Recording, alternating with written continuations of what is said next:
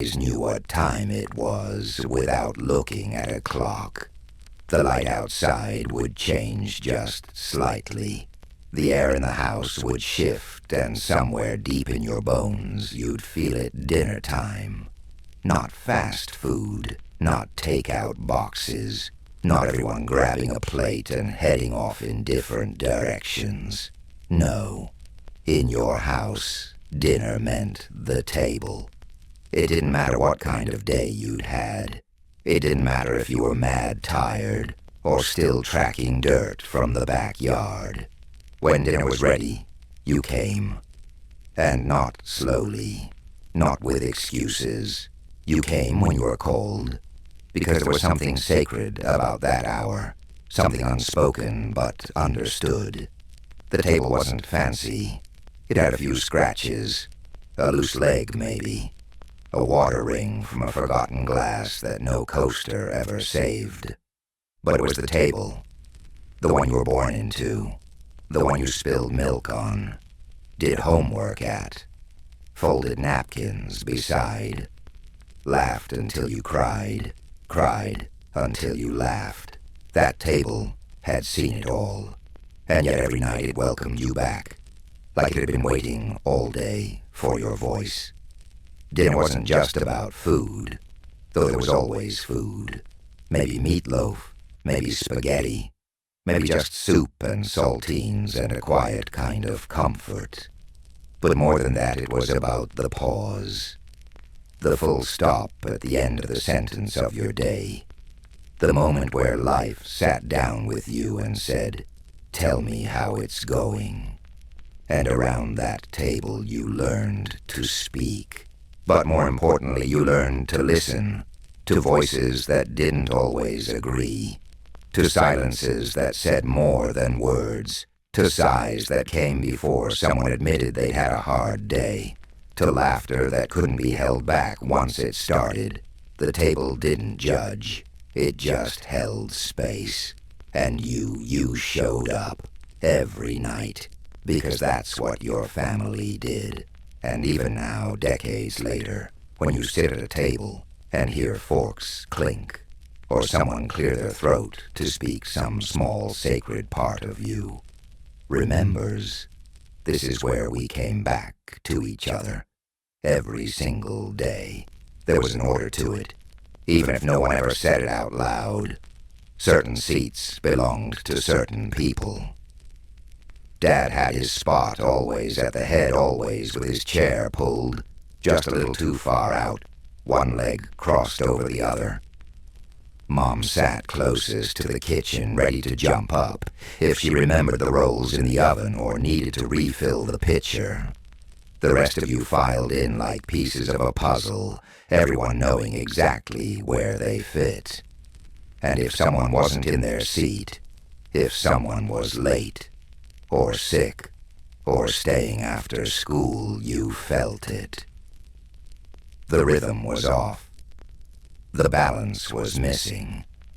You might not have said anything, but your eyes kept drifting to the empty chair, because the table more than anything reminded you when someone was gone.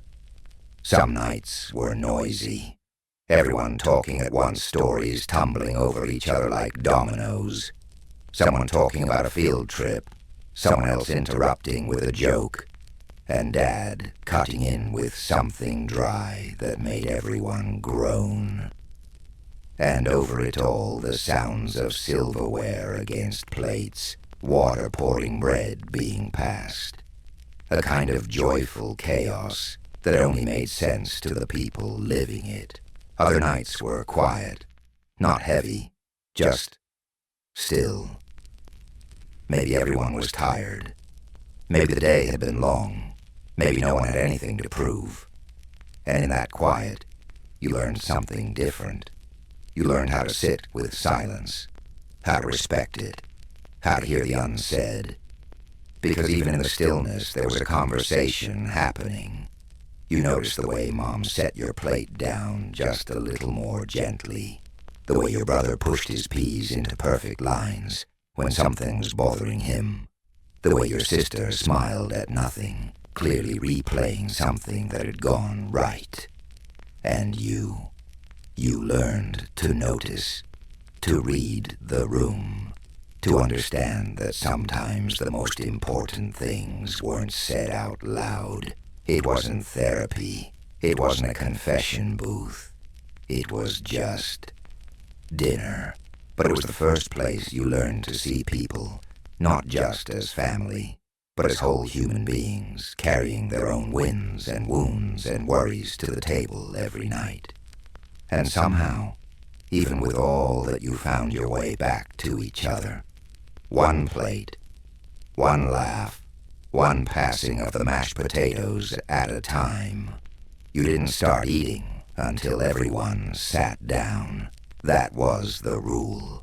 Not a harsh one, not shouted, but something that simply was. Like gravity, like breathing. You waited, even if the food was hot. Even if your stomach growled loud enough for someone to laugh. You waited, because the meal didn't begin. When the food was ready, it began when the people were. And you didn't just dig in. You passed things. You offered. Want some? You get the big piece. Take the last roll, I already had too. No one taught you that. Not directly. But you watched it. Night after night. Watched your parents serve each other first. Watched your siblings pour water for someone else before their own glass.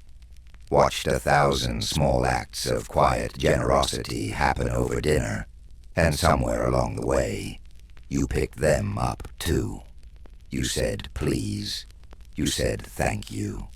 You didn't leave the table without asking. And you didn't get up just because you were done.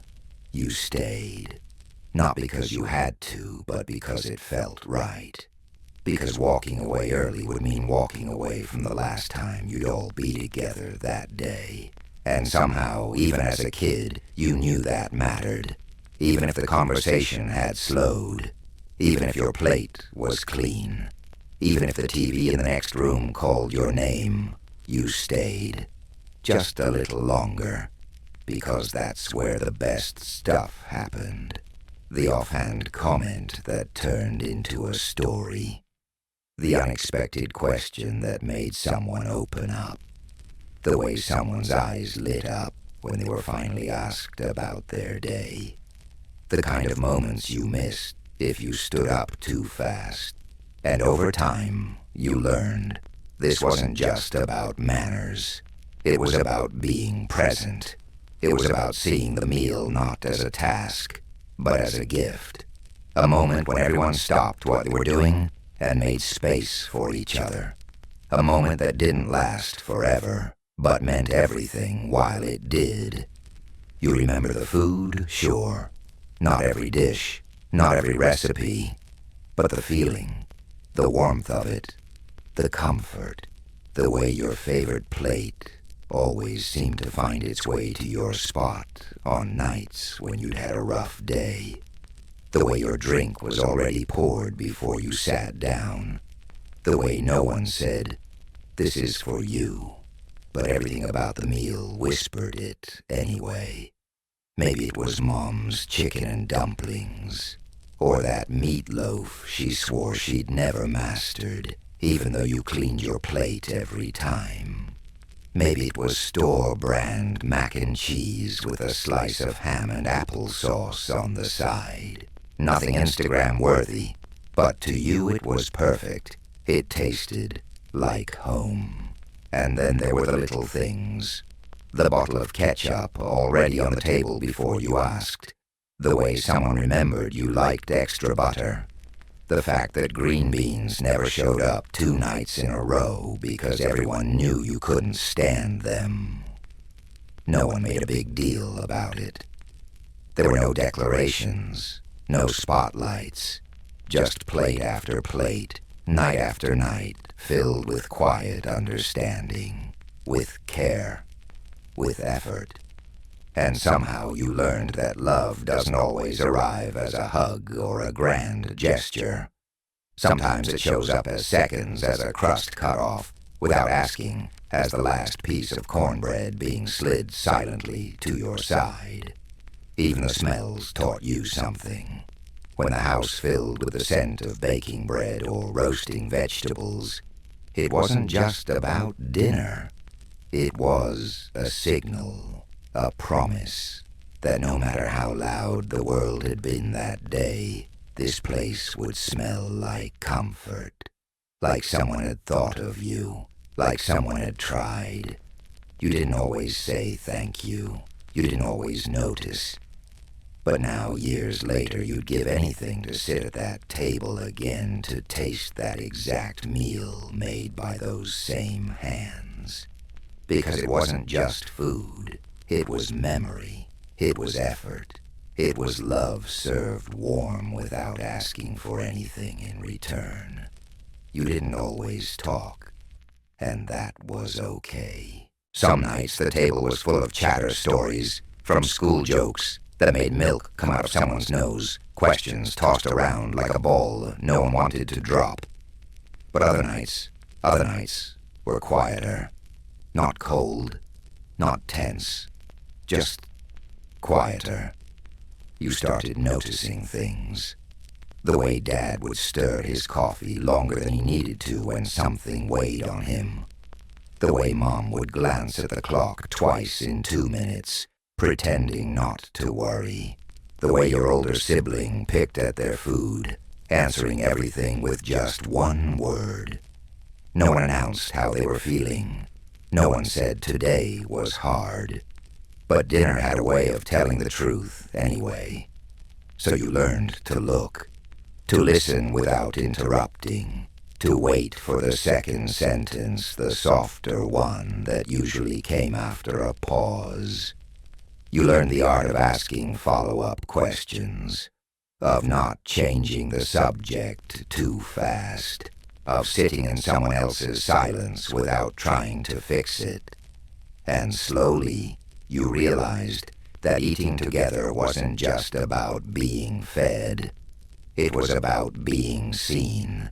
It was the first place where someone noticed when your voice was quieter, when you only ate half your mashed potatoes, when you laughed too loud because you didn't want anyone to ask what was wrong.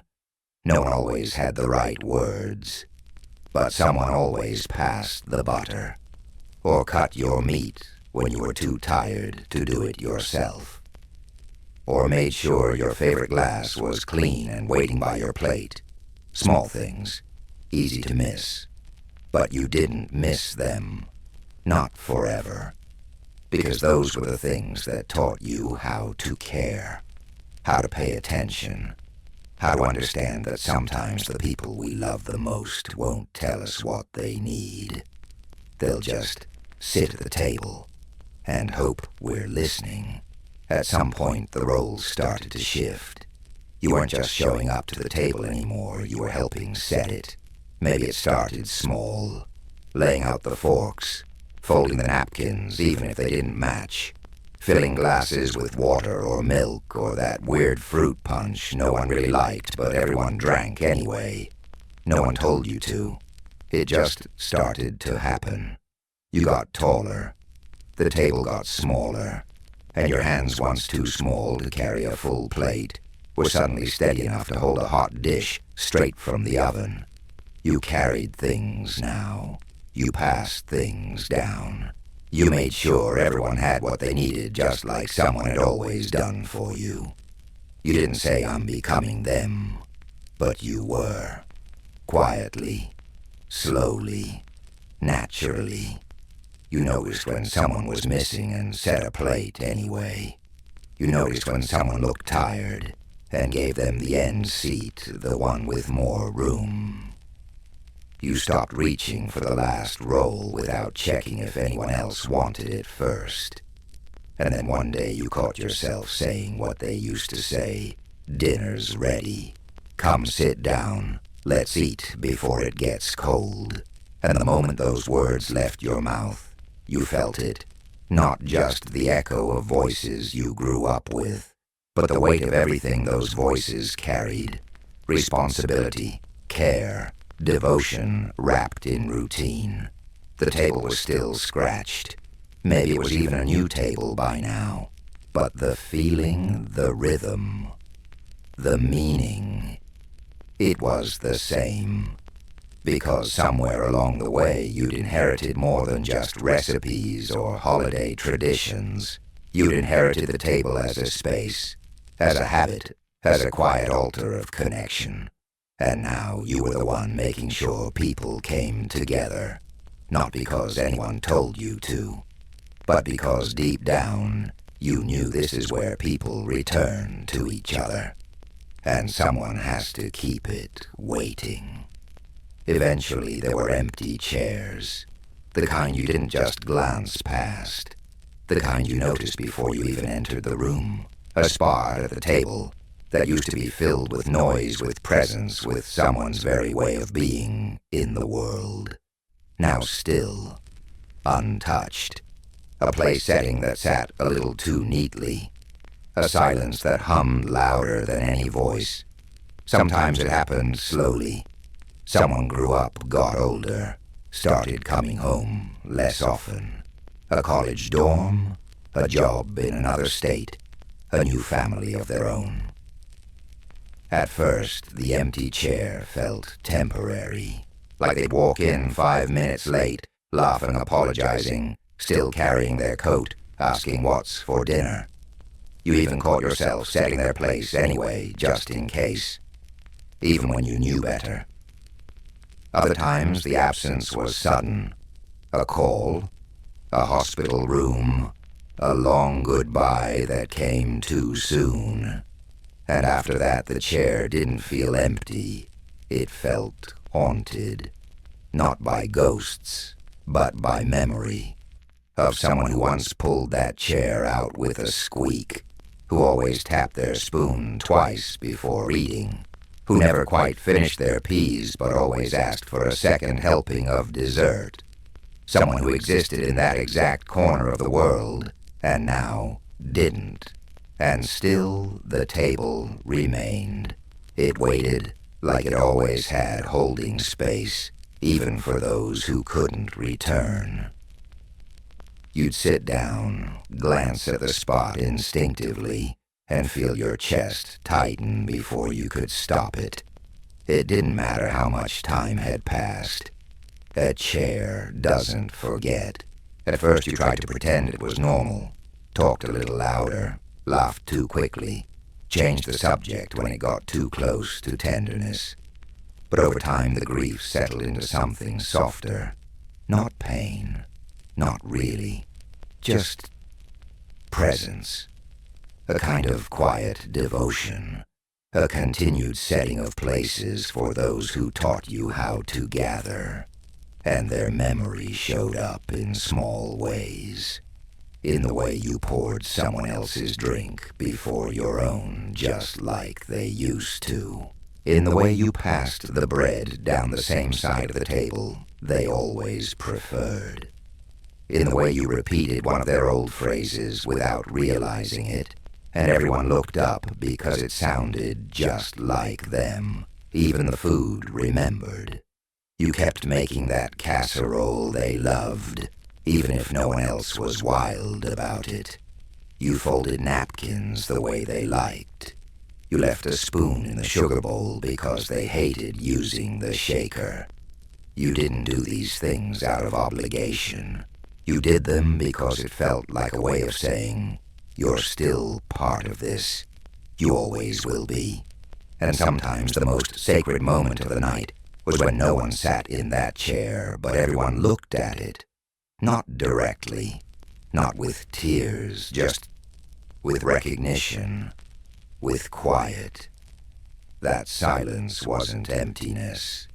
It was reverence. And when guests came over, new friends, distant relatives, they never asked why one chair seemed a little more carefully dusted, why one setting was just a little more precise. They didn't need to know, because the table knew, and that was enough. You didn't speak their name every night. You didn't have to, because they had said enough.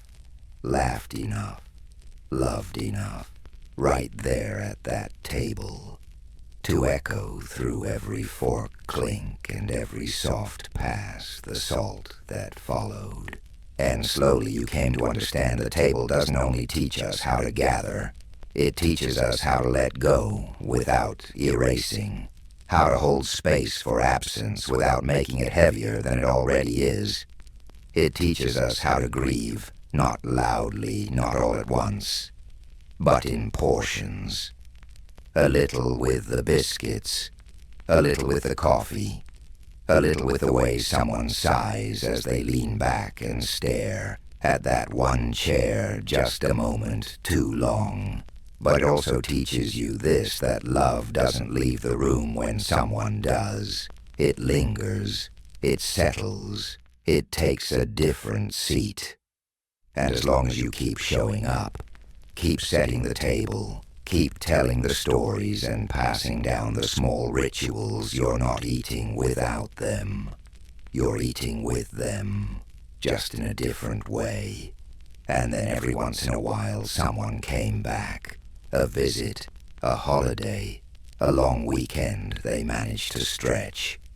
Maybe it had been months, maybe it had been years. They'd walk through the door slowly, like they were expecting the room to be smaller, the wallpaper to have changed, the smell to be gone. But it never was. Not really. Their steps always carried them toward the kitchen, even when they didn't mean to. Because some part of them still remembered where the good things lived. You didn't have to ask where they'd sit. They just drifted toward the same old chair like muscle memory took over. The one near the window. The one where they used to drop their napkin every single time. And without thinking, you'd already set it. Plate glass silverware placed just right. Like you knew all along. They looked older now, a little more tired around the eyes. They brought stories you hadn't heard before, maybe even someone new, a partner, a child, a dog that waited outside. But none of that disrupted the table. The table adjusted, just like it always had. You slid things around, made space, added a chair, found a coaster, and just like that the table grew, not just in size, but in spirit. And when they sat down, the years fell off. Not all of them, but enough.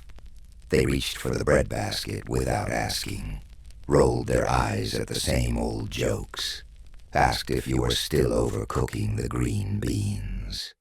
You laughed because they weren't wrong. You passed them the butter, and your hand paused just a second longer than needed, because this was the moment you'd been waiting for. Not the meal, not the recipe, just them sitting at the table again. Conversation started like it always did, light scattered, half updated, but soon the rhythm returned.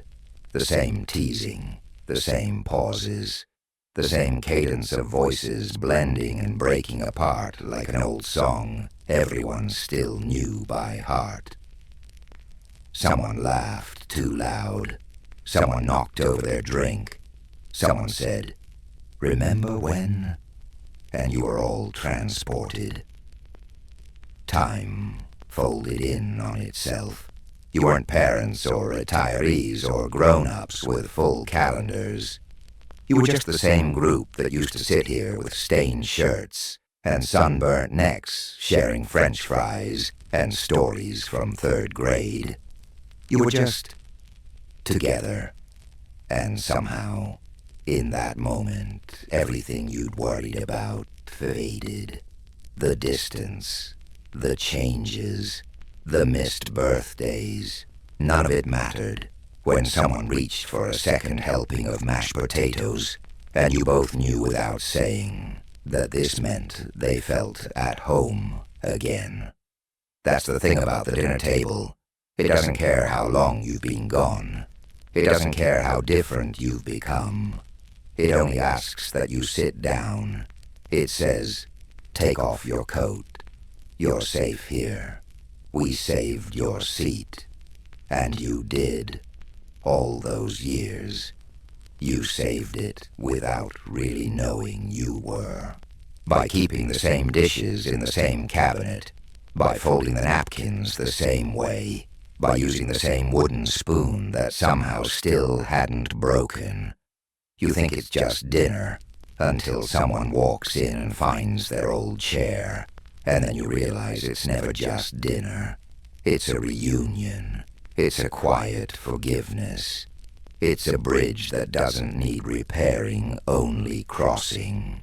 Even if the visit is short, even if they have to leave first thing in the morning, even if they only stay long enough to finish their plate and promise to come back sooner next time. For a while, just a soft glowing while you're whole again. The table is full. The house feels small in the best way. And love, which never really left, finally has a place to sit. And when the night winds down and they gather their things, when the chair slides back with that old familiar sound, when they hug you just a little longer at the door, they don't say, "Thank you for dinner." They say, "This felt good," and you nod, because you knew it would. Dinner was over, but no one got up, not right away. The forks rested quietly on the plates. The last of the iced tea was swirling in someone's glass. The butter had softened into a puddle on its dish. And still, you stayed. There was no urgency. No clock ticking too loud. No appointment to rush off to. Just the soft glow of the kitchen light bouncing off the tiled floor, warming the walls with a kind of stillness that felt earned. You leaned back. Someone folded their napkin without standing. Someone else ran a fingertip along the rim of their cup, not thinking, not talking, just being. It was in these moments after the meal that the stories came out. Not the rehearsed kind, not the updates about jobs or health or news headlines, but the real stories, the ones with quiet beginnings and no clear endings. The ones that started with, "You remember that one summer," or Dad used to say, and ended with someone shaking their head and smiling lips pressed together like the memory was still alive inside them. You talked about people who weren't here anymore, but you didn't whisper. You spoke their names out loud, like they could still hear. Like they'd be insulted if you didn't. You laughed at their quirks, imitated their voices, quoted the way they always asked for seconds or insisted on putting pepper on everything, even dessert. And in doing that, you kept them at the table, not in spirit, in practice, in story, in the way the conversation curved toward them without effort, in the way you still cut the pie the same way they liked it. You didn't realize it back then when you were younger, but this was the real treasure. The after-dinner hour, the lean-back and sigh part of the night, when everyone's guard had come down, when the weight of the day had lifted just enough for people to talk about things that mattered. Sometimes it wasn't even talking. Sometimes it was just the rhythm of people sitting in a room together, not needing to fill the air. One person scraping the last bit of casserole into a container. Another running warm water over the dishes, slow and thoughtful. The low clink of plates, stacked gently, like even the dishes knew it wasn't time to be loud yet.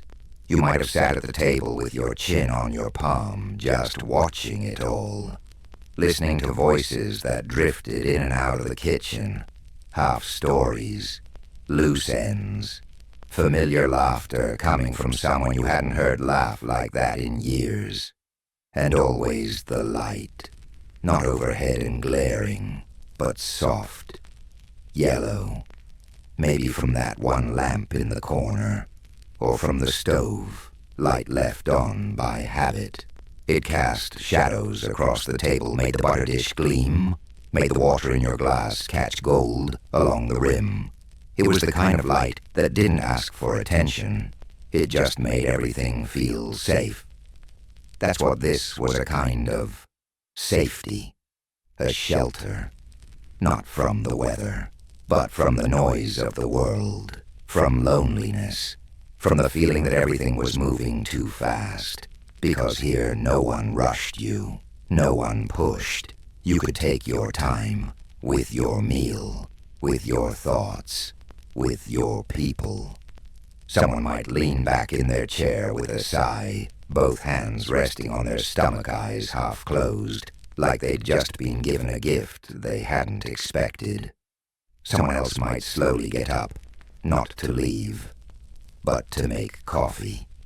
A few cups, the kind that always tasted better after dinner. The sound of the spoon stirring in ceramic. The smell of something warm and bitter weaving itself into the room like a ribbon. And then that moment, you want a little something sweet. The answer didn't matter. The offer was the thing. It meant the night wasn't over. Not yet. There was still time, still room, still space for one more bite, one more sip, one more memory. These were the moments that stitched a family together. Not the holidays, not the posed photos, not the dramatic reunions, but this, the in-between, the after, the warmth that came not from the oven, but from people choosing again and again not to leave just yet. And you'd sit there in that dim golden quiet and think, this is enough, this is home, this is the part I'll miss most someday. And you were right. Eventually someone stood up. Slowly, without rush, without announcement, just the quiet sound of a chair sliding back and feet padding across the floor. One by one the others followed. A hand reached for a dish. Someone scooped up the used napkins. Someone else rinsed a cup and left it in the drying rack upside down like always. No one said, "It's over." No one needed to. The table had done its job, held its people, held their laughter, their stories, their silence. Now it just needed a rest. The room didn't empty all at once. People lingered in doorways, had one last stretch, said goodnight, like they meant it, and paused to check the locks, or glance out the window just to make sure the world hadn't shifted too much while they were inside. And then the lights dimmed. First the kitchen, then the hallway, then the soft click of a lamp in the living room. The chairs were tucked in, one by one, carefully, lovingly, like they mattered, because they did. They had held generations of hands and elbows and fidgety legs. They had felt the weight of birthdays, of Wednesdays, of losses of normal days that somehow meant everything later on. You stood there for a second longer, just you and the table. The hum of the fridge, the scent of dinner still barely in the air, and you looked at the surface, scratched, worn, maybe even stained, and saw nothing broken, just proof that life had happened here.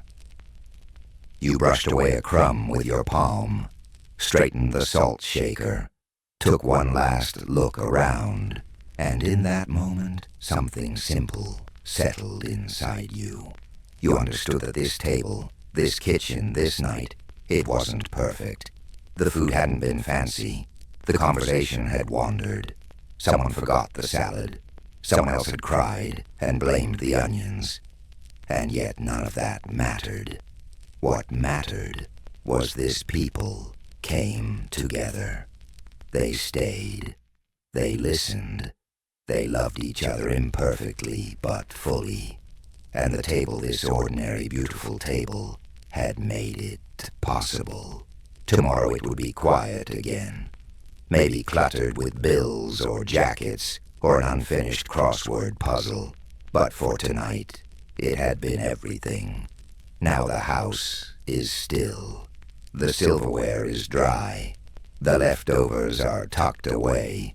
The last light in the kitchen flickers off and the room breathes out soft and satisfied. But something lingers. Maybe it's the echo of a story that still makes you smile. Maybe it's the feel of someone's hand brushing yours as they passed the butter. Maybe it's just the warmth that comes from having been truly seen, even for a little while. Let that warmth stay with you now. Let it settle over your shoulders like a worn blanket. Let it quiet the noise of the week ahead. Let it remind you that no matter where life takes you, no matter how far you travel, or how long you're gone, there's always a table waiting somewhere. Maybe not the same one, maybe not in the same house, but somewhere someone is waiting for you to sit down, to stay, to say, "Tell me about your day." So tonight, as you close your eyes, remember this. The love we build doesn't vanish. It takes root. In chairs, in napkins, in the sound of forks against porcelain, in the hush that follows a really good story. Sleep easy now. You've been fed. You've been heard. You've been home.